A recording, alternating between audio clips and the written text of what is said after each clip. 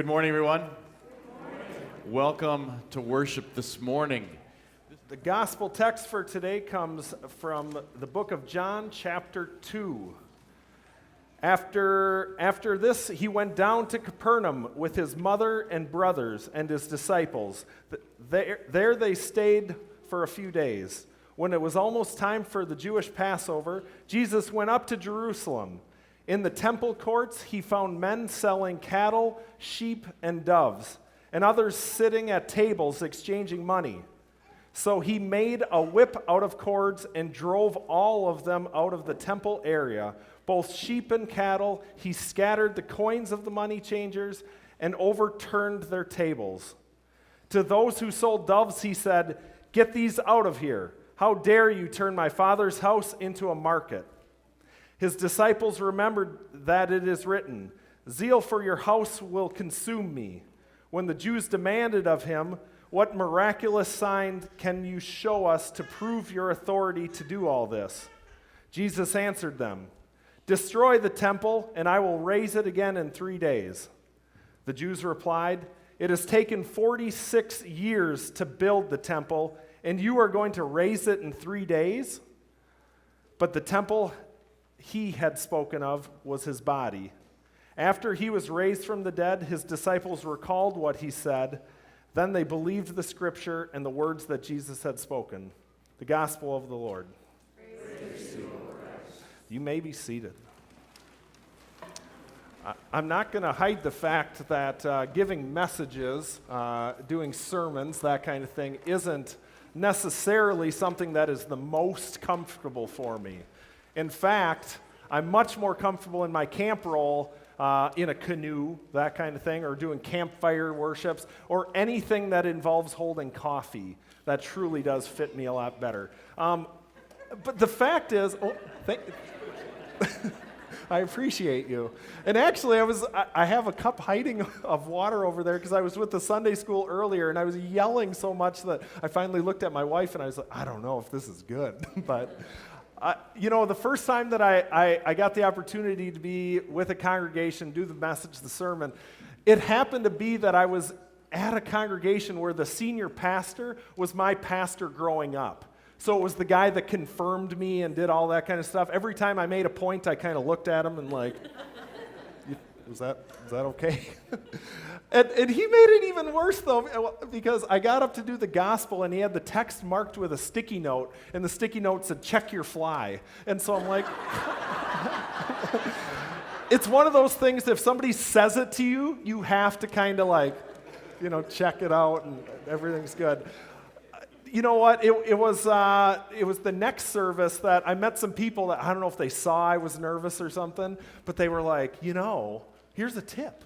I was like, oh, great, this is awesome. They said, if somebody was to put a mint in their mouth right as you started your sermon, if the mint is gone while you're still preaching, it's too long. And I'm like, oh, okay, good to know. They were in the front row and unwrapping mints above their head when I started. It was obnoxious and true. You guys have been so much nicer to me.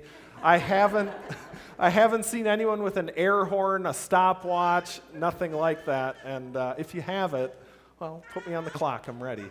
I do want to sincerely thank you for having me here today. It's been a joy to hear about the history of Nordland, and especially to see it from this angle of quilts. I know another angle in that we get so many quilts that are for the quilt auction that we hold at Green Lake Bible Camp. They're tagged with Nordland Church on them. We've had quilts that have came to camp, and it's such a special deal. And as people that purchase quilts, I look at these and I love hearing the stories about, it's wrinkled because we use it, or they said put it onto the bed. And I love that about quilts, is that they tell you a story and they wrap you up. I want to continue thanking you because there's been a lot of neat connections that we've had. The least of it, which is, or the most of which, however you want to look at it, is Jake up here wearing the tie-dye, being all awesome. Jake works with us at camp. He's starting his 5th year with us, which we're so excited about. He is amazing, and we're excited to have that partnership with with him. But we also have another, Pastor Mark Kopka here is also going to be joining our board of directors, which is a really exciting thing. And so we have some neat connections with staff. But also, I need to thank you, and I truly, I don't know how to state this accurately, how thankful I am, but we were approached by, I believe, correct me if I'm wrong, the endowment committee from Nordland here about, do we have projects going on? Is there anything that we could use help with? Well, in fact, we do, and it's the Shining Up Shores project where we're remodeling camper cabins. To be approached by a congregation about how we can help, and then to see the follow through, $6,000 was donated to that project, and that room is going to be done this year, and we're oh so excited and oh so thankful. So thank you. Summer camp ministry has always made sense to me. I was a camper so long ago, or not too long. I don't know. I'm not that old. I don't know. But summer camp ministry has always made sense to me. I remember as a camper being out in the lake. Our counselors had us doing these relays where you would fill a canoe with water, and then you had to try to canoe it back to shore, and it was a relay kind of thing. I also remember, and I heard some other campers reference this, or your kids here, this game called Bonkers. I remember playing Bonkers as a camper. For those of you that don't know, it involves running around the woods, counselors and stuff, dressed up all crazy, socks filled with flour involved. It's a lot of fun. I also remember I had my camp counselor ate Jell-O off the floor, and that happens to be a tradition. I'm not sure why it all comes up, but I remember him doing that, and I was like, oh, camp is awesome. I'm all about this place. There's truly so many different things that come to mind when you think of an experience, but often the experience that comes to mind is kind of the first thing that jumps in is that flash and the bang kind of piece. And I think that was the case in Jesus' time too. Over the last couple months, the gospel text has illustrated that all very well. Jesus with his disciples has been traveling from place to place, doing a variety of things, preaching, teaching, but also healing and performing miracles. In the gospel text today, there was quite the scene inside of the temple. This flash and the bang, it helps spread the news. Imagine if you were one of those people that was in the temple and saw a whip of cords used to drive cattle out and tossing of tables. You would remember that if Pastor Kopp could, started banging around here, and you might even tell others about it. That kind of thing sells. That has a way of helping a message be shared. And this line of thinking is the same for us. If I'm given the opportunity to talk from the camp perspective about why you should come to camp for a week, I'm not going to necessarily talk about our policies and procedures or the registration process. No, I'm going to talk about, what camp is about, what the things you might do, how camp might make you feel, all of those kinds of things. I might even tell you about the flying squirrel, right? No, so some people are like, wait, what's he talking about? So the flying squirrel, it's this thing where you put a harness on, and essentially you hook yourself up to a rope that goes up, picture a pulley way up in the air, and then back down to the ground. And now picture I'm hooked up to this, and you all are holding on to the rope. All right, now on the count of 3, if you run that way, whee, I'm going to go flying up in the air, right? That's the flying squirrel. Those are the things that you talk about because those are the things that immediately hook somebody, but they're not necessarily the reason that we're open for opening for our 80th year of summer this year. The flying squirrel is great, but that's not why we're still open. It does make total sense to me, though. If we talk about a story like the feeding of the 5,000, a story that maybe we've all heard before, I like to think about, why did they all choose to gather and follow Jesus around? And I think it might have been because of things like that happened in the gospel text, where Jesus is tossing tables around and making a big old, scene in to help people learn about, why the church should be and what it shouldn't be and all of that kind of thing. I think hearing those stories I'm going to gather up with. If this guy's coming to my area, I want to see it. But I don't necessarily think that that's why they stayed. Kind of like I said, the flying squirrel is maybe what we talk about when we're telling people about camp, but I don't think that it's the reason why we're still open. All right, so when these people gathered up, they were with Jesus, and they gathered up. I don't think they gathered up to challenge Jesus in a way where he was going to like, hey, you got to figure out how to feed us. No, I think that they wanted to be around and in his presence and to hear a life-changing and life-giving message. I don't think that they gathered just to force him to feed them or get that flash and bang piece that I kind of mentioned. But I do think it all works together. The flash and the bang and the deep message that we have to share. Relational ministry is at the core of how Jesus taught. He invited the children in. He stayed with them. He had dinner, he had meals, they talked about different things. Relational ministry is at the core of how Jesus taught, and it's also at the core of what camp is, kind of the shoulder-to-shoulder ministry. I talk about often how if we keep our hands busy, with something, maybe it's the flash and bang kind of piece, our hearts and minds are given the opportunity to go deep with something else. This summer, our theme is Get Lost. I talked a lot about this with our Sunday school this morning. Get lost. And I think it embodies this partnership well, this flash and bang and deep message. Our theme verse comes from Matthew. It's chapter 10, verse 39. Those who find their life will lose it, and those who lose their life for my sake will find it. Our goal isn't for kids to come to camp and get lost in the woods. Our goal is that they're going to come to camp and get lost in the things that strengthen their faith. All right, and things that we've pulled out are this idea of prayer, service, love, and Sabbath. I equate getting lost to this idea of immersion. The idea of immersion. I have friends that are musicians or deeply passionate about music, and they talk about getting lost in music, immersing themselves in it, hearing the words, but also the beat, and kind of like letting it wash over them and tell them something. Now, I listen to music a little bit more casually, and so maybe that hasn't made sense, but maybe being in the middle of the woods and where nothing's going on, well, if you're just tramping through, but if you stop and let it wash over you, you start to notice different things. All right, this idea of immersion. That's what we're talking about when we talk about getting lost. At camp, by immersing ourselves in the activities throughout the day, surrounded by deeply passionate and caring staff like Jake, in a safe Christian community, we're able to take on some of these big pieces.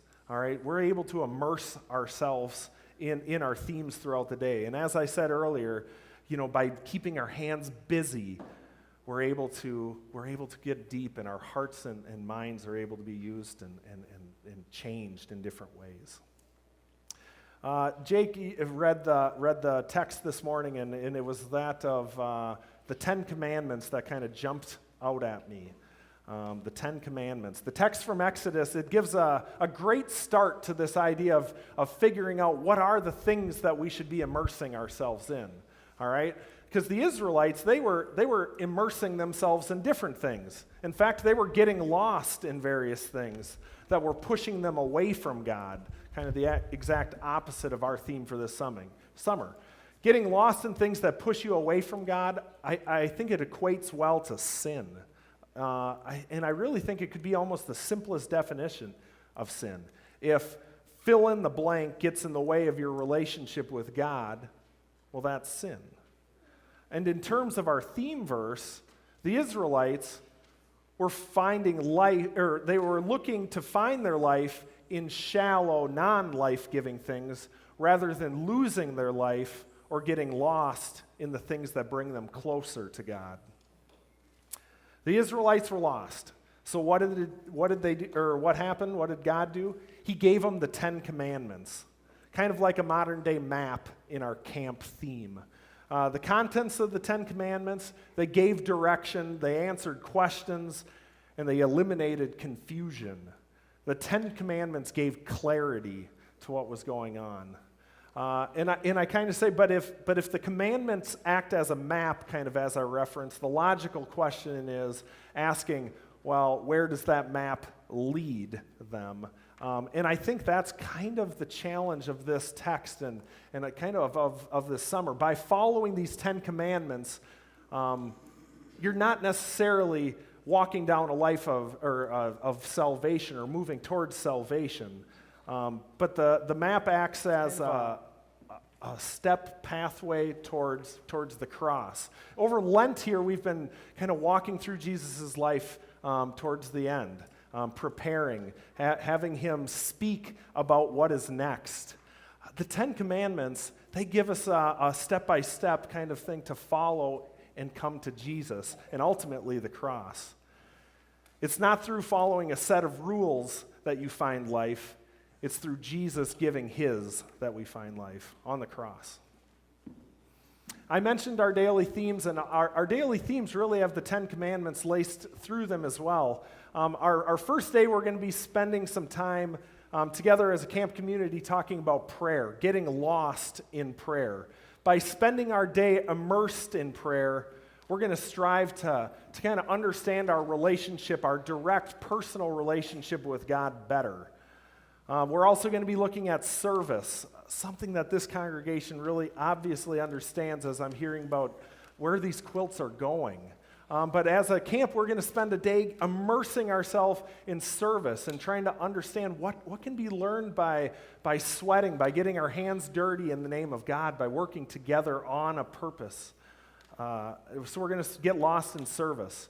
We're also going to get lost in love this summer. At the core of the gospel and through Jesus' shared life is that of love. We're going to be talking about getting lost in love, and also about what it means to accept that love, but also reflect that love or share that love with others, getting lost in love. We're also going to be looking at Sabbath, get lost in Sabbath, time set away and apart. Our world is filled with distractions. What can be learned in the silence or by pulling yourself back? When I hear Sabbath, I often think of one of our sites. So we're a 3-site organization with Green Lake right down the road, Shores of St. Andrew a little further, and then Shores might be even closer, my geography. It'd be close. But then we also have Camp House, which is up north of Two Harbors. And when I think of Sabbath, I think of Camp House. It's our one site that truly doesn't have great cell phone reception. In fact, most carriers you don't have cell phone reception. It's one of these places where you can truly unplug. And as a staff member, a counselor, way back when, we went up there and did 24 hours where we didn't talk, where there was we were told to not make any noise. It was a vow of silence. And through that, I really understood Sabbath in a different way. I did get pooped on by a bird during this vow of silence. I remember that clearly, but maybe that's what God was trying to tell me. I don't know. Still got to decipher that one. But Sabbath, the idea of pulling yourself back and removing some of the distractions of life. We're going to get lost in that, immerse ourselves in that. Those who find their life will lose it, and those who lose their life for my sake will find it. I'm excited about this summer theme, and I invite you all to join us in it. I'm going to close kind of with this understatement of the century. I really think Jesus would have been a great camp counselor. It's really hard to picture him with the canoe thing, filling up the canoe, or eating the Jell-O off the floor like my camp counselor did. I struggle with that. But I believe given the opportunity, his style of relationship building, teaching, and accessibility would have more than overlapped with the goals and norms of camp and what we look for in staff. And when it comes to getting lost, who would have we rather had lead us than a man that spent 40 days in the woods fasting and fighting off the temptations of the devil? Jesus is truly the crafty, loving, and empathetic teacher and friend that we look for when we're hiring staff. And although Jesus is not going to show up in our staff picture this year, I can promise that he's at the core of everything we do and leading us in everything we do here at camp. And I'm just so thankful for this partnership, and I'm also thankful that we have a given reason that camp is still relevant, and I appreciate you guys partnering with us on that. May the peace of God, which passes all understanding, guard your hearts and minds in Christ Jesus. Amen.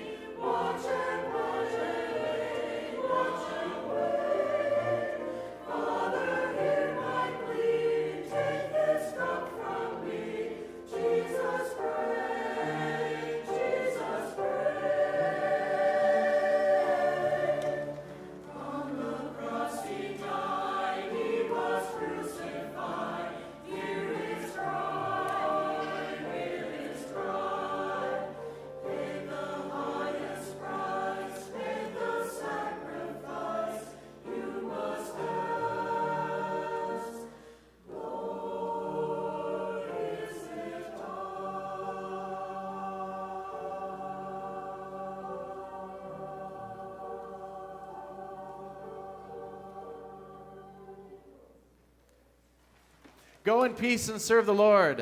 Thanks be to God.